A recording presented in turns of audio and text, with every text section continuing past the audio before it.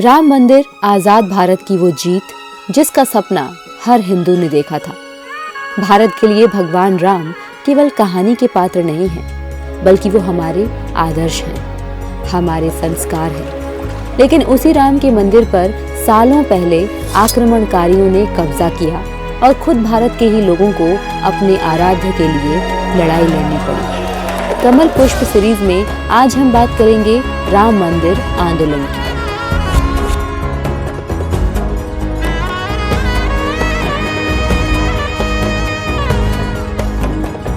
कमल पुष्प सीरीज है उन्हीं हजारों लोगों की जिनका नाम भी शायद किसी ने नहीं सुना होगा, लेकिन जिनके सहयोग, समर्पण और संस्कार ने देश की दिशा और राजनीति को नई राह दिखाई।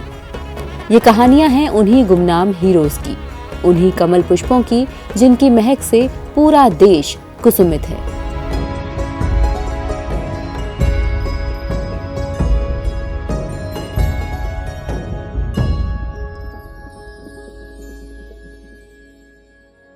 अयोध्या में भगवान श्री राम के मंदिर का निर्माण कार्य जोरों पर है, लेकिन ये निर्माण उतना आसान भी नहीं था। करीब 500 साल के दमन और 150 साल के संघर्ष के बाद रामलला को उनकी जन्मभूमि पर जगह मिल पाई।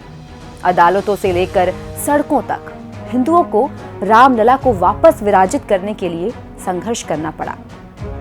वैसे तो इस लड़ाई में हर सच्चे हिंदू ने तन मन धन से साथ दिया और इस संघर्ष के सबसे बड़े सैनिक बने बीजेपी, राष्ट्रीय स्वयंसेवक संघ और विश्व हिंदू परिषद के लाखों कार्यकर्ता।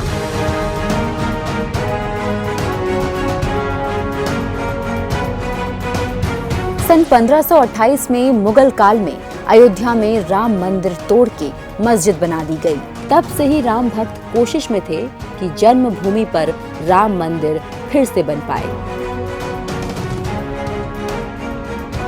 500 साल पुराना ये संघर्ष जारी था। मामला पुलिस से लेकर कोर्ट तक लंबित था, लेकिन राम जन्मभूमि वापस पाने का संघर्ष आंदोलन बन गया। 1989 में जब विश्व हिंदू परिषद के इस आंदोलन की कमान बीजेपी ने थामी, बीजेपी ने जनता की नब्ज को पकड़ा और हर दिल में दबी प्रार्थना को पूरा करने का बीड़ा उठाया। राम जन्मभूमि आंदोलन आजाद भारत का सबसे बड़ा आंदोलन कहा जा सकता है, जिसने धार्मिक और सांस्कृतिक चेतना के आधार पर पूरे देश को एक कर दिया। आंदोलन के ऐलान के साथ ही आरएसएस और बीजेपी के लाखों कार्यकर्ता रामकाज में जुट गए। बच्चा बच्चा राम का, जन्मभूमि के काम का। 1990 में देश हर गांव, हर घर में ये नारा बुलंद था। हर शहर, हर गांव और हर घर में ये चेतना फैलाने का काम किया आरएसएस के लाखों स्वयंसेवकों ने। राजकोट के उमेश भाई राजगुरु ने पूरे गुजरात में राम जन्मभूमि आंदोलन को पहुंचाया, सुदूर गांवों तक को आंदोलन में शामिल किया। इसी तरह छत्तीसगढ़ के पंडित विश्राम तिवारी ने गांव-गांव जाकर आंदोलन का अलख जगाया और राम नाम की महिमा ऐसी थी कि शायद ही कोई घर ऐसा हो जिसने राम काज में कोई योगदान न दिया हो, चाहे वो चंदा जुटाना हो या फिर कार सेवकों की सेवा करना। सालों से ठंडे बस्ते पर पड़ा राम जन्मभूमि का संघर्ष बीजेपी के जुड़ते ही तरोताजा हो गया था। सितंबर 1990 में लाल कृष्ण आडवाणी ने राम मंदिर के लिए रथ यात्रा शुरू की।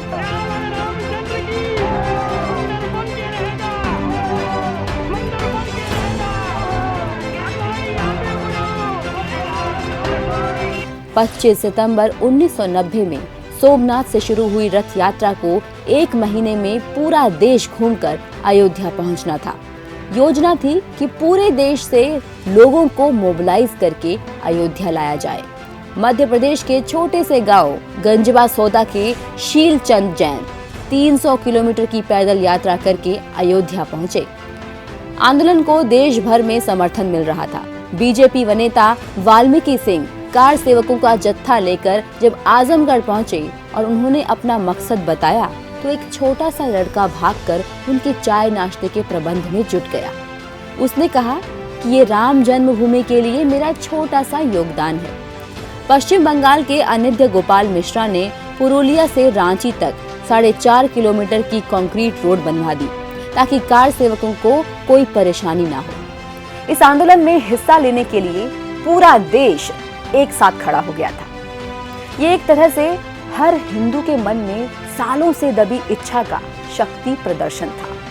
रथ यात्रा जब बिहार पहुंची तो वहां आडवाणी को गिरफ्तार कर लिया गया। लोग अयोध्या तक ना पहुंच पाए, इसके लिए बीच रास्ते में ही जगह जगह गिरफ्तारियां हुई और कार सेवकों को जेल में बंद रहना पड़ा।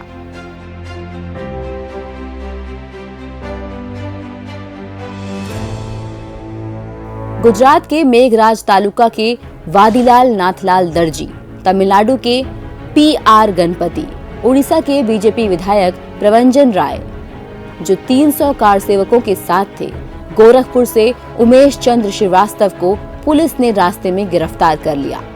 बीजेपी अनुसूचित जनजाति मोर्चा के अध्यक्ष देवरिया के Ramdhani Gond with wife, BJP अनुसूचित जाति मोर्चा के वाइस प्रेसिडेंट और गंगानगर से दलित नेता चुन्नी लाल रतवाया, ओबीसी मोर्चा के सदस्य भरत लाल कुशवाहा और ऐसे जाने कितने ही कार्यकर्ताओं को पुलिस ने रास्ते में गिरफ्तार कर लिया।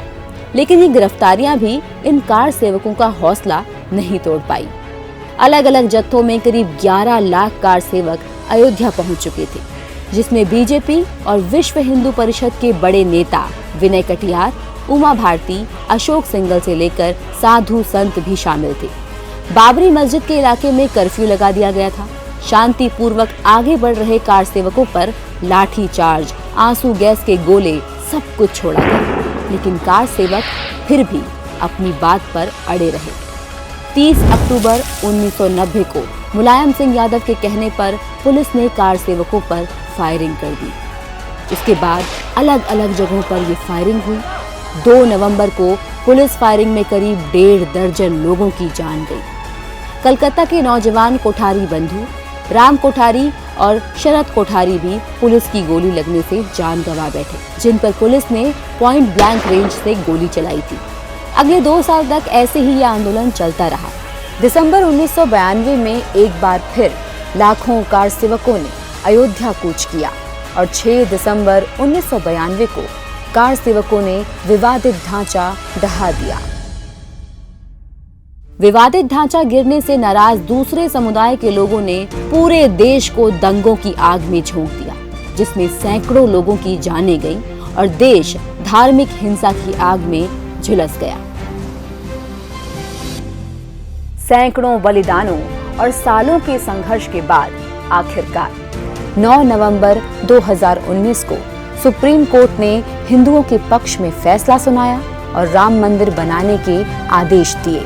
5 अगस्त 2020 को प्रधानमंत्री श्री नरेंद्र मोदी ने मंदिर का शिलान्यास किया। राम मंदिर के निर्माण की प्रक्रिया राष्ट्र को जोड़ने का उपक्रम है। जल्द ही ये सपना साकार हो जाएगा, जब राम जन्मभूमि पावन अयोध्या में श्री राम का भव्य मंदिर बनेगा।